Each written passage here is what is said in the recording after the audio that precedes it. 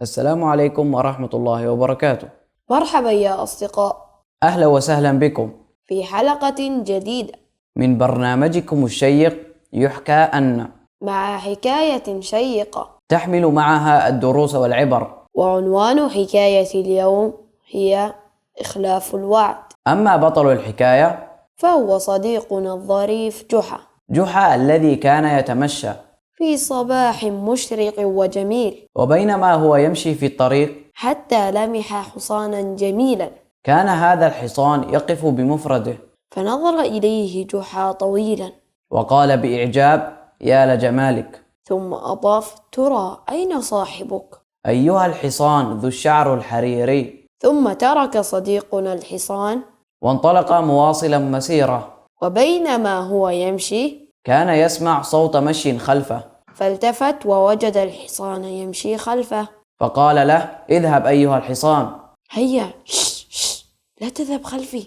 أكمل المشي والحصان خلفه، قال له: ابتعد عني. وأضاف: لا أريد مشاكل مع صاحبك. طبعا يا أصدقاء، الحصان لم يفهم جحا، وواصل المشي خلفه دون تعب. فقال جحا: ترى ما قصة هذا الحصان؟ يجب أن أرى ما به. فركب صديقنا جحا الحصان، وذهب به إلى مركز الشرطة، ودخل على رئيس الشرطة، وحكى له القصة كاملة. فقال له رئيس الشرطة: حسنا يا جحا، سنحتفظ بالحصان لمدة شهر، فإذا لم نجد صاحبه يا جحا، سيكون الحصان ملكا لك أنت، إلا إذا ظهر صاحبه، فسنأخذه منك. ونسلمه مباشرة إلى صاحبه. وبالفعل مضى الشهر سريعا، وجاء صديقنا جحا إلى مركز الشرطة، لكنه وجد الحصان واقفا في مكانه. فقال له رئيس الشرطة: لم يأتي أحد، لذا سنعطيه لك يا جحا، ولكن بشرط واحد. قال جحا: وما الشرط؟ قال رئيس الشرطة: تدفع ثمن الأكل.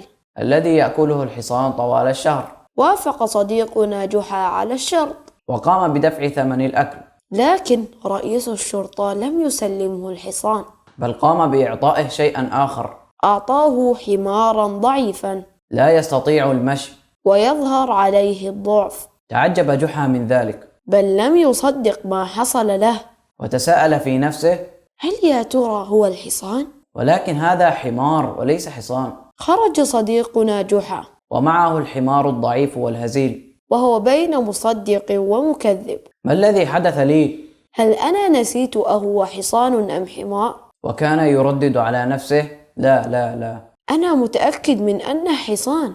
وبينما هو كذلك حتى خرج رئيس الشرطة بالباب الخلفي لمركز الشرطة، وكانت المفاجأة التي شاهدها. صديقنا جحا من بعيد. ترى ما هي هذه المفاجأة؟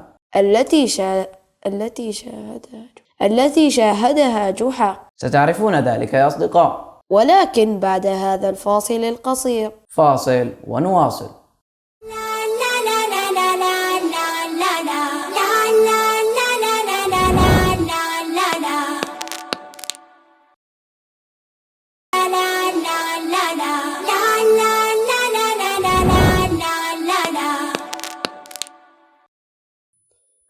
مرحبا يا أصدقاء، عدنا لكم بعد الفاصل، وعدنا مع حكاية اليوم، والتي هي بعنوان إخلاف الوعد، حيث توقفنا مع صديقنا جحا الذي كان يفكر فيما حدث له، وهو يقود الحمار الهزيل الذي أعطاه له رئيس الشرطة بدلا من الحصان الذي وعده به.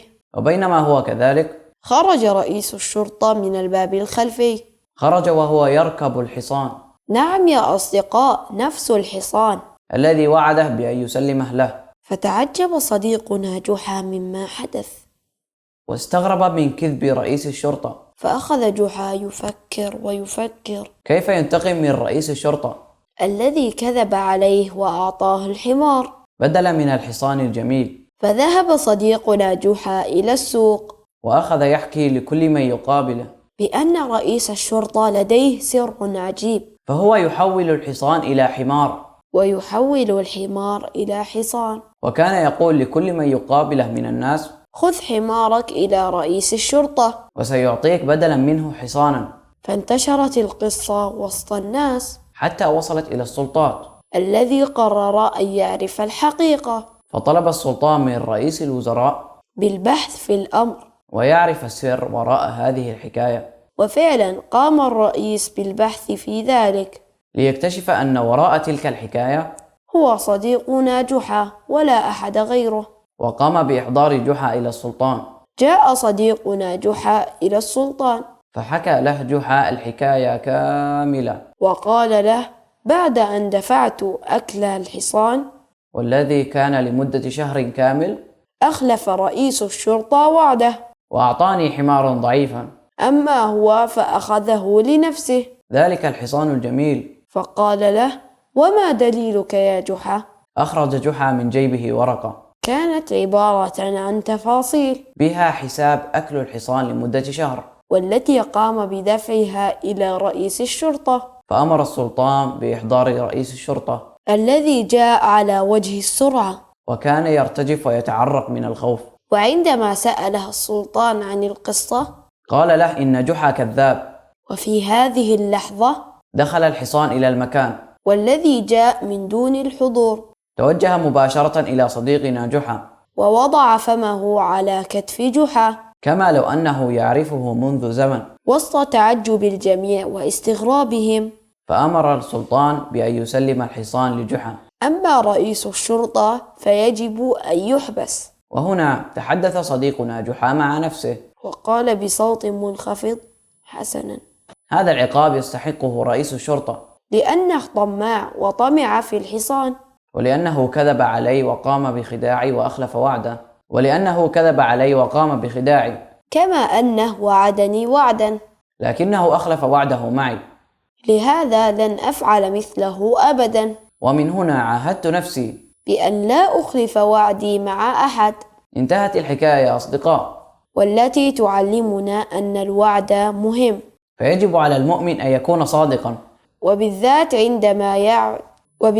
عندما يعد أحدا لا بد أن يصدق في وعده، ولا يخلف الوعد أبدا، لأن ذلك من صفات المنافقين. فالمسلم لا يكون منافقا أبدا، الذي إذا حدث كذب، وإذا اؤتمن خان، وإذا وعد أخلف. كما أن المسلم يجب أن يكون أمينا، فلا يأخذ شيئا ليس له إلا إذا أخذ الإذن من صاحب الشيء وسمح له. كما أن المسلم يجب أن يكون رحيما. فالرفق بالحيوانات من الصفات الحميدة. والذي يجد دابة ضائعة أو خاف عليها من الموت فلا بد أن يساعدها وأن يعتني بها، ويبحث عن صاحبها، فإن لم يجده يحتفظ بها، طبعا بمساعدة الآخرين سواء كان الوالدين أو الجهات المختصة. حسنا يا أصدقاء، ماذا عنكم؟ ما الذي استفدتموه من الحكاية؟ أرسلوا لنا عبر هاتفنا الظاهر الآن على الشاشة، أو عبر مواقع التواصل الاجتماعي لشبكة سلام الإعلامية، على أمل أن نلتقيكم في حلقات قادمة. هذا صديقكم موفق ناصر وعبد السلام ناصر، نحييكم. إلى اللقاء يا أصدقاء، إلى اللقاء.